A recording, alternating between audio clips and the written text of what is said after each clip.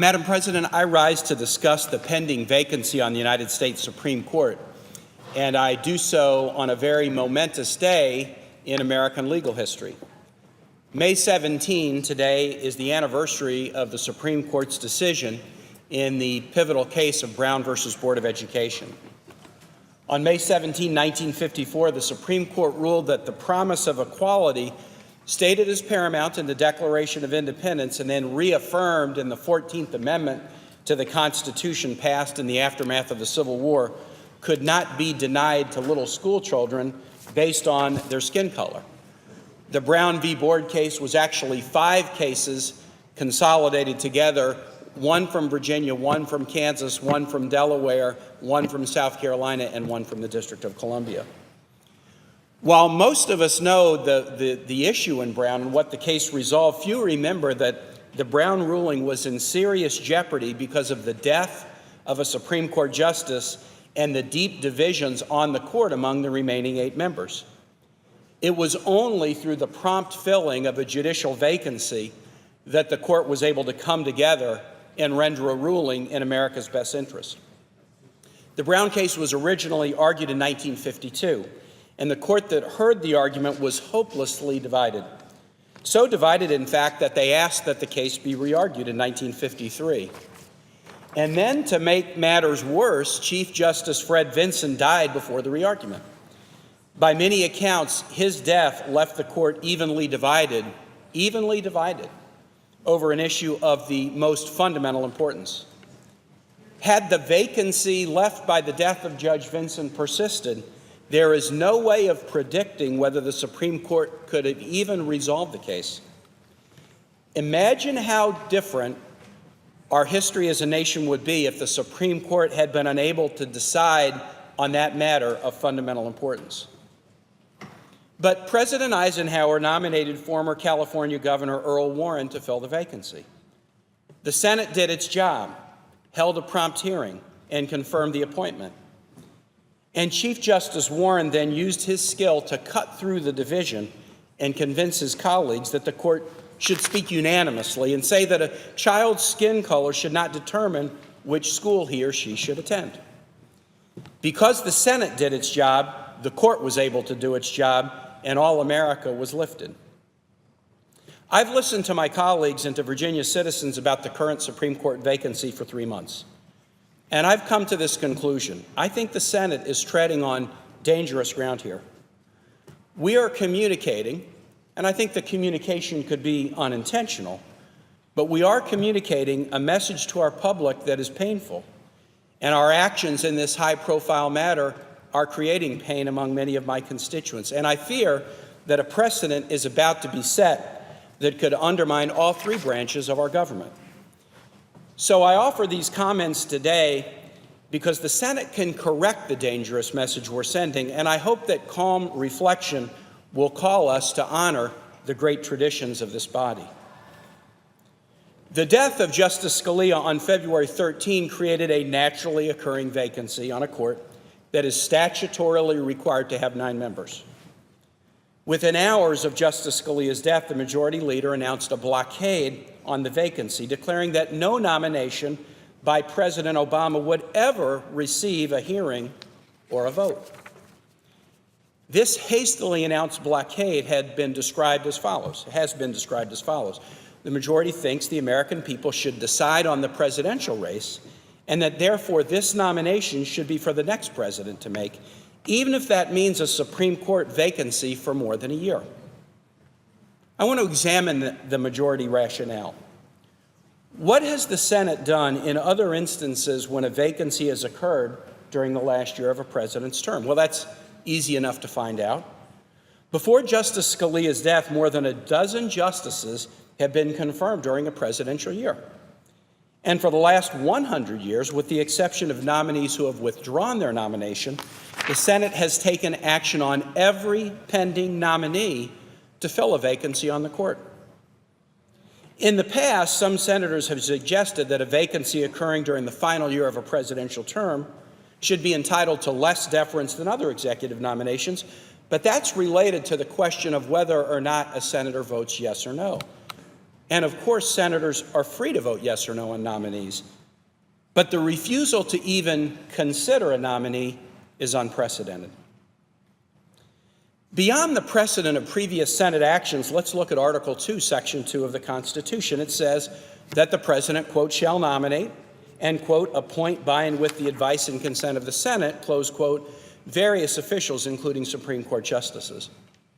While all agree that the advice and consent provision gives the Senate the ability to affirm or reject a nominee, there is nothing in the clause suggesting that the Senate can blockade the consideration of a nominee.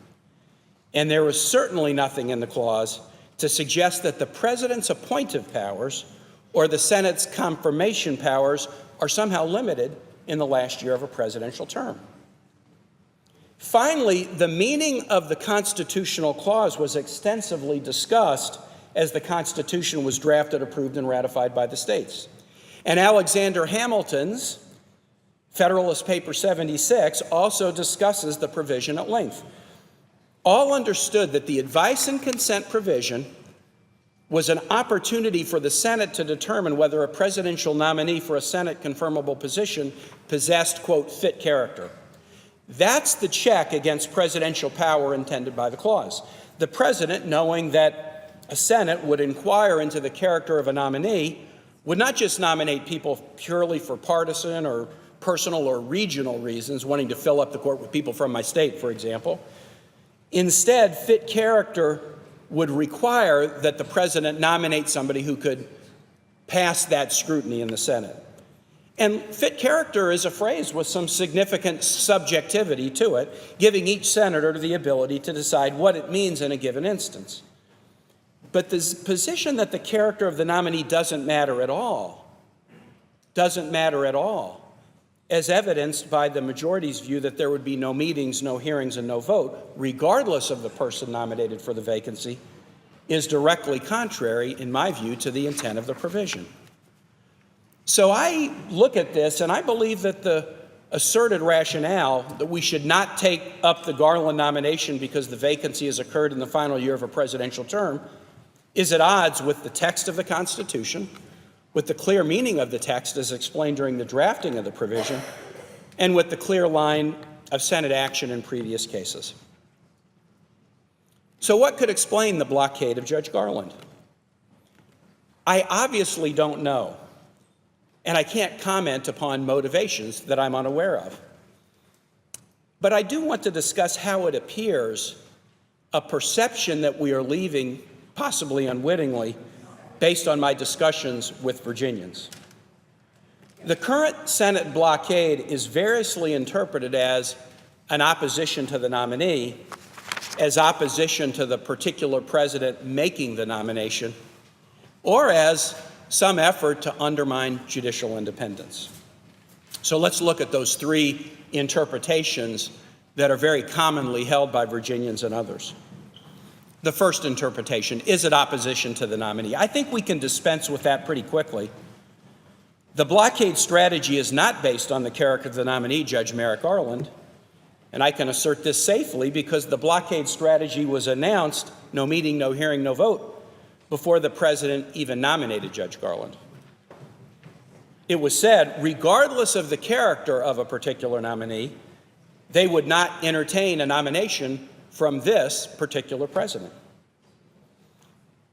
This is ironic, given that the nomination for a Supreme Court justice is fundamentally about the very essence of justice, and that the essence of justice must carry with it a duty to consider each individual on his or her own merits.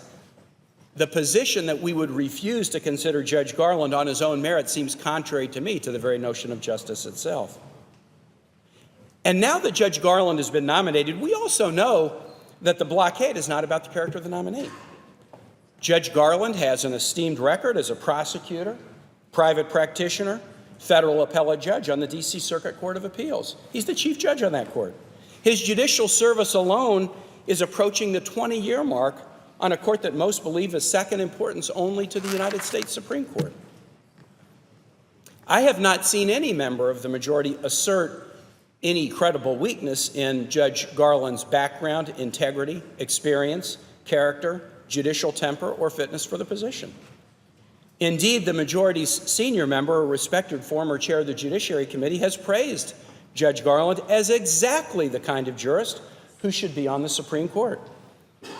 And in my recent interview with Judge Garland, I came away deeply impressed with his thoughtful manner and his significant experience as a trial attorney and judge. This is no ivory tower jurist, but instead a man who understands the real-life struggles of plaintiffs and defendants, lawyers and juries, legislators and citizens, trial judges, who depend upon the Supreme Court to give clarity and guidance to the rules that impact the most important issues of their lives. I think we should give President Obama his due in proposing a nominee with such impeccable credentials. So I reject the first possible explanation that the majority's opposition is about the nominee. In fact, a determination that Merrick Garland was not of fit character to even receive consideration as a Supreme Court justice would set such a high bar for appointees that it's hard to imagine anyone ever clearing it. Since the Garland blockade has nothing to do with the character of the nominee, many perceive that it is instead explained by the majority's views of this president. Is there something about President Obama that would warrant his Supreme Court nominee receiving second-class treatment compared with past Senate practice? Could it be the circumstances of the president's election? Some presidents have been elected with less than a majority vote of the American public and have thus been burdened with the notion that they did not have a mandate from the American public. But President Obama was elected in both 2008 and 2012 with overwhelming majorities in the Electoral College, and his popular vote margins in both elections were also relatively strong in comparison with the norms in recent presidential elections. So there's nothing about the legitimacy of President Obama's elections that would warrant treating this president's nomination different than previous executives. This makes extremely puzzling the majority's claim that they want to, quote, let the American people decide. The American people did decide. They gave President Obama the constitutional responsibility to nominate justices to the Supreme Court from his first day in office to his last. Some may not be happy with the decision, but it's insulting to the president, and it's insulting to the American electorate who chose him, according to long-standing and clear electoral rules, to demean the legitimacy of his election. Could it be the unique unpopularity of this president? I think you could hypothesize a situation where a president in the last year of his term is so unpopular that a Senate might conclude that the public is no longer supportive of the executive. But that's not the case with President Obama. The president's current popularity is actually quite strong compared with other presidents during their final years in office. So there's nothing about the president's popularity with the American electorate that would warrant treating his court nominee different than the treatment accorded to past nominees. So what could it be about President Obama that would warrant the blockade of his court nominee in a matter completely different than the way the Senate has treated all other occupants of the Oval Office? In what way is this president different to justify such treatment? I state again what I've said before. Obviously, I don't know the answer. I cannot say why the Senate would be so willing to break its historic practice and my reading of the Constitution to refute consideration of a nomination made by this particular president. But I can say that it's painful and offer some thoughts about how it appears to many of my neighbors, to many of my constituents, and also to many of my parishioners who I attend church with. They reacted with alarm when news came that certain leaders had declared soon after President Obama was elected that their primary goal was to assure that he would not be reelected. They watched with sadness as some in Congress raised questions about whether he was even born in the United States. They saw some in Congress question his faith and his patriotism. They observed a member of Congress shout, "You lie," at this president during a televised speech to the entire Congress. They noticed recently, as the budget committees of both the House and Senate refused to even hold hearings on the president's submitted 2017 budget, the only time a president has been treated in such a manner since the passage of the Budget Control Act of 1974. In short, they are confused and they are disturbed by what they see as attack on this president's legitimacy. I'm not referring to attack on this president's policies, which should always be fair game for vigorous disagreement, and I have often attacked this president's policies. But instead, what people are worried about is some level of attack on the very notion that it is this individual occupying the Oval Office.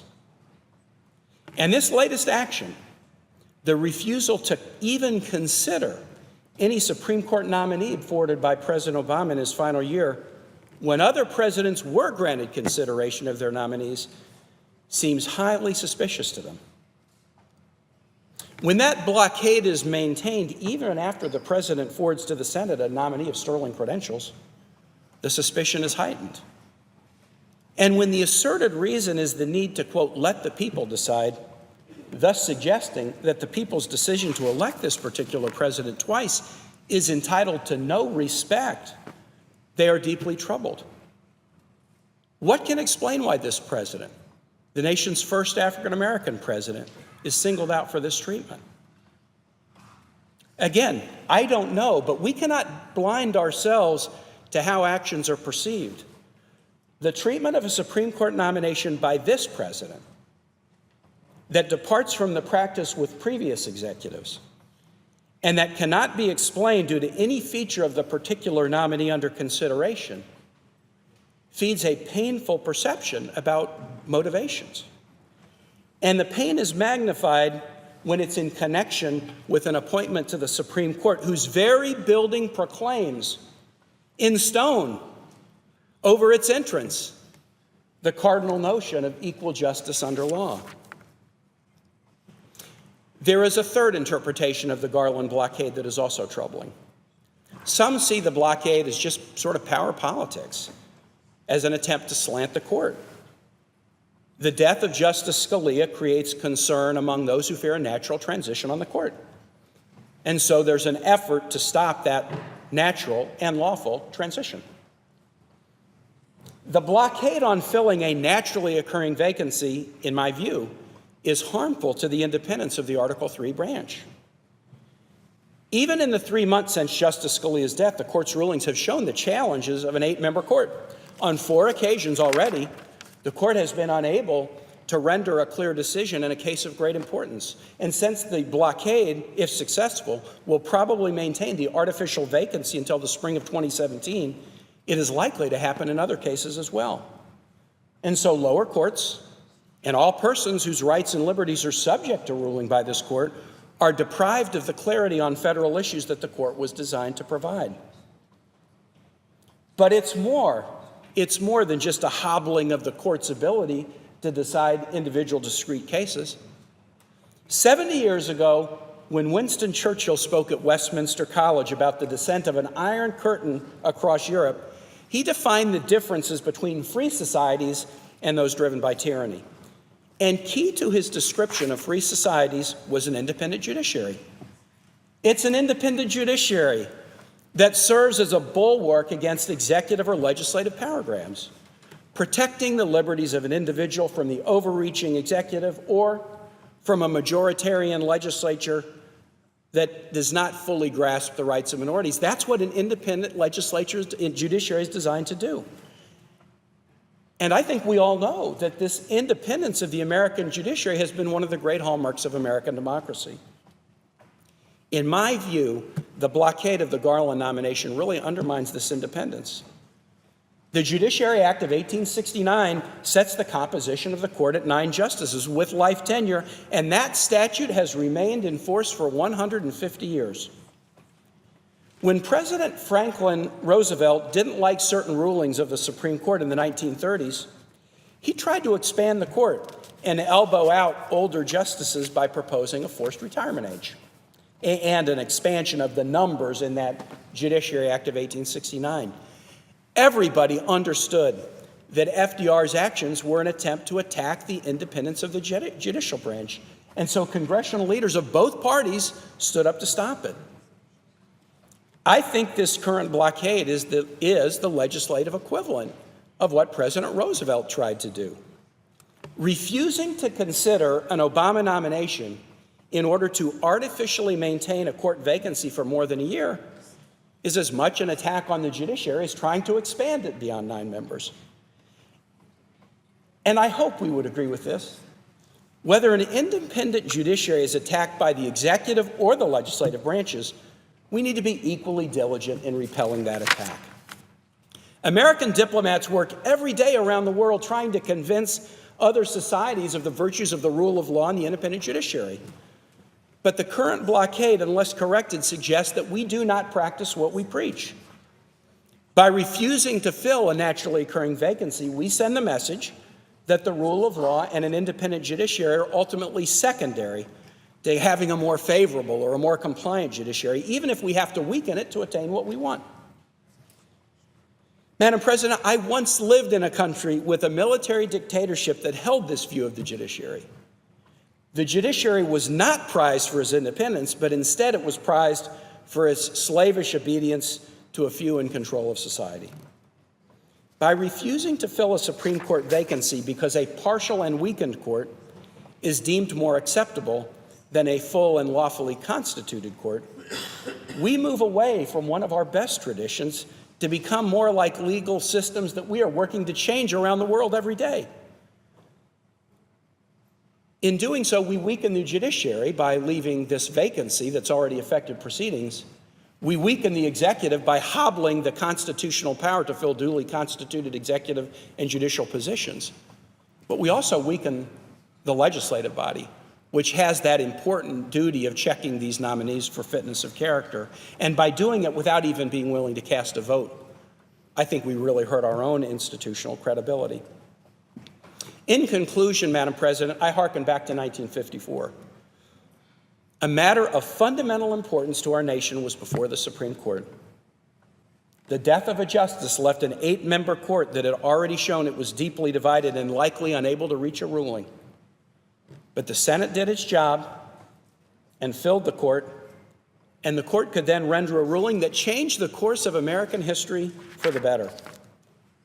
We should learn from this history and do our job. Persisting with this current blockade and sending these possibly unintentional messages is deeply dangerous. The refusal to carry out the commands of the Constitution and the Judiciary Act of 1869, to abide by Senate precedents, to fill a naturally occurring Supreme Court vacancy, to offer the advice and consent that is part of a senator's job description, and to entertain a well-qualified nominee, even for a hearing, much less a vote, will not be viewed favorably in the bright and objective light that history will shine on all of our actions. We can fix this.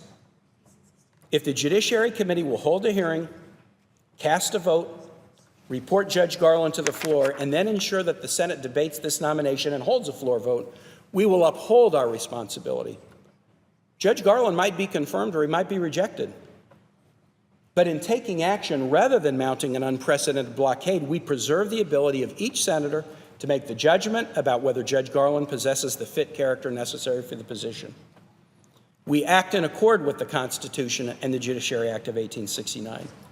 We follow the traditional practices of the Senate, practices that have served us well, as the case of Brown versus Board of Education shows. And we cure the painful and dangerous message that is communicated by the current blockade strategy. And with that, Madam President, I yield the floor.